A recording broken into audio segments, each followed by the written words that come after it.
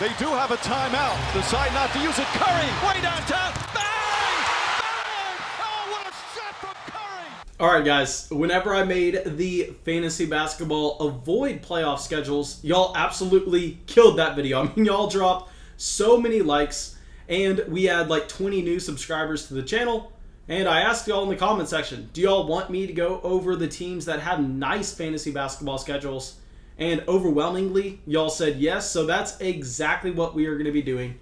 But I want to remind everyone, what we are going to be looking at right now for these fantasy basketball schedules is going to be week 16, 17, and 18. And while this is the most common format for you to have your fantasy basketball playoffs, I want everyone to go out there and double check to make sure that their league is this way.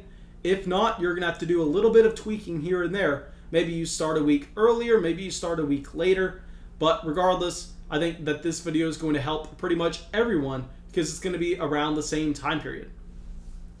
But before we get into it, as always, go down there, drop a like, leave a comment, and if you want to join Premiere Gang, if you want to be one of the few people coming out and just hanging out with me as we premiere the video where I'm just talking in the live chat, answering questions nonstop, the best thing that you can do is hit that bell next to the subscribe button.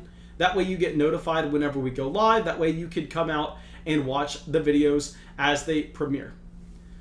All right, well, that's it. Let's get into this video. And the first team that I want to be talking about is going to be the Brooklyn Nets.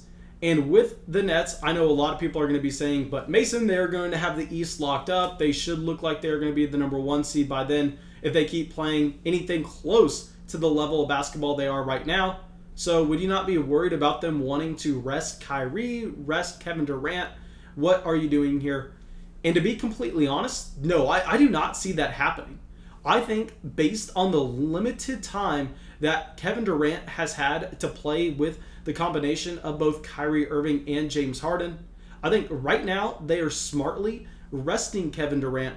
That way, whenever we get to the end of the season, whenever we get to the time it's ready to ramp up for the real NBA playoffs, I think that they are going to be playing the big three consistently and with a lot of minutes together, just because this is a team that really needs to work on their defense. They really need to work on their chemistry going into the playoffs if they want to have a shot at taking down whoever they're going to play from the West in the NBA Finals. So I'll say, yeah, I know generally we would be worried about Kevin Durant and Kyrie Irving resting going into the playoffs in a vacuum. But in this one specific scenario where this team hasn't had a ton of time to mesh, I think that they are going to be testing out new things, and I think they're going to be playing a ton of minutes together. So we got a question, I believe, in the premiere yesterday when someone was wanting to know if they should be selling Kyrie high before we got to the fantasy playoffs. And I'm saying just the opposite. I'm saying, I know I told y'all to sell Kyrie after they traded for James Harden. I know I said Kyrie wasn't going to be getting up as many shots, and I was hilariously wrong. I admitted that I was wrong like a week into the project, and I said, I am sorry.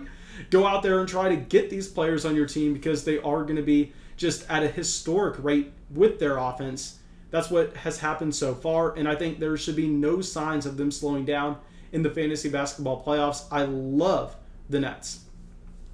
But also, I just completely forgot to give y'all a disclaimer while we go through these teams.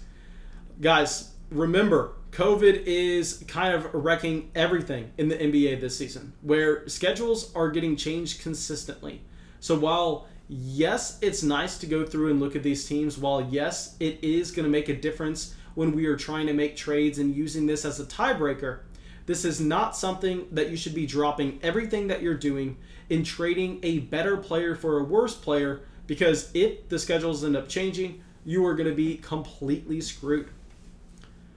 Well, that's it. Let's go to our next team, which is going to be the Charlotte Hornets, and a player that I have been trying to get y'all to trade for a very long time now, LaMelo Ball. I mean, I am all in on trading for LaMelo Ball at this point.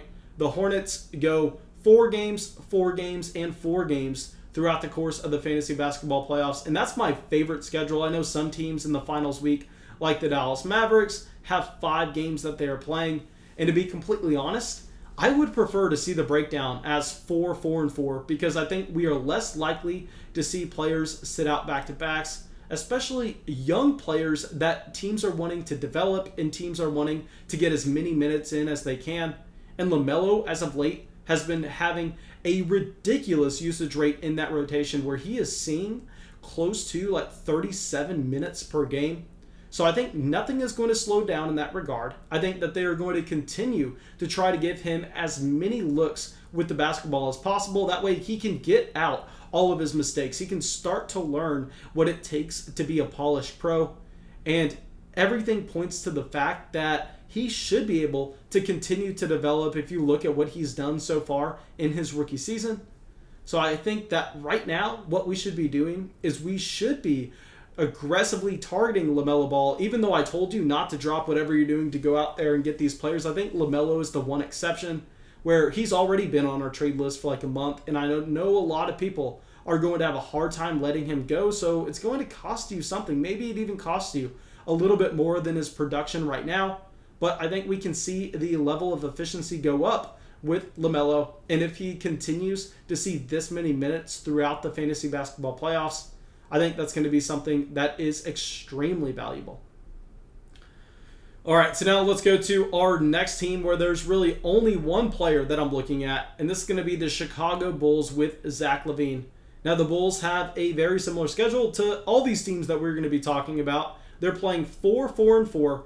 Now, I know pretty much there are a couple more teams, I think only 2 more teams that play 12 games in the fantasy basketball playoffs, but like I said, the teams that I'm wanting to target are those 4-4-4 teams. Because also, I mean, yes, it's great if you have a player like Luka who can play 5 games in his finals week, but if he's only playing 3 games in his semifinal week, who says that you even make it past then? I want consistent high-end production, and that's what you're going to have with Zach LaVine right now. Zach LaVine looks like he was quite possibly the best value in fantasy basketball drafts this year. Super happy to see him going to the All-Star game. I think that he was extremely deserving of it. And with Zach LaVine, very young player that the Chicago Bulls are wanting to continue to highlight and try to fit pieces around in this rotation that can kind of complement Zach LaVine and guide the team on how they want to build throughout the next few years. So it's going to be a little bit of a different situation than a Karl Anthony Towns with the Minnesota Timberwolves, where some people may be worried that the team is going to end up sitting their star player based on the fact that they may not necessarily have a great shot at doing anything in terms of getting to the NBA playoffs. And even if they do, even if the Bulls get into the playoff tournament, I do not think that they are going to have a decent shot at even making the play-ins. So with Chicago, I think it doesn't matter. They are going to continue to play Zach LaVine. And if you look at the efficiency that he's had with his minutes, I mean, he has been truly elite on the offensive side of the ball. And obviously, we don't care about defensive efficiency as we build our fantasy basketball rosters. So Zach LaVine, another player that I would like to go out there and try to target. Okay, so now the best thing that we're going to take away from this video is our next team and our next player, and this is going to be the Miami Heat with Jimmy Butler and Bam Adebayo. And right now, I know the Miami Heat have not necessarily looked fantastic by any means, but what we have to understand here is we have to understand that this is a roster that has an immense amount of talent on it. We know how talented the Miami Heat are, but they've had so many players missing games due to COVID so far this year that they find themselves right now in a situation where they are currently on the outside looking in of the playoff picture. So the Heat are the perfect example of a team that are kind of going to have to go all out to make the NBA playoffs. And we know that this is a playoff-ready team. So that's exactly what they're going to be doing. Jimmy Butler and Bam are going to be playing a ridiculous amount of minutes throughout the course of the rest of the season. So when this team is playing 4-4-4 throughout the course of our fantasy basketball playoffs, I'm expecting Bam and Jimmy Butler to play every single one of those games and be highly productive while doing so. Okay, so now let's get to the Phoenix Suns here, one of my favorite teams to watch so far this season. And this is another team. They have 4-4-4, and the Suns are right up there. They are contenders. I know a lot of people don't want to give them that credit, but if you just look at what they've been able to do so far this season with Chris Paul coming in and kind of finally having all these young guys mesh together, I think we can give Chris Paul a decent amount of that credit. I mean, the Suns look legit. They have 12 games in the fantasy basketball playoffs. They have a ton of contributors on pretty much every single position. So if you're talking about Chris Paul, if you're talking about Devin Booker, if you're talking about DeAndre Ayton, I think all of these guys could be intriguing trade targets for the fantasy basketball playoffs. Okay. Now, thank you guys. I really hope y'all enjoyed this video. I really hope y'all got something from it. As always, if y'all did, go down there, drop a like, leave a comment, subscribe to the channel. It helps us out a ton, and I will see y'all with the video tomorrow.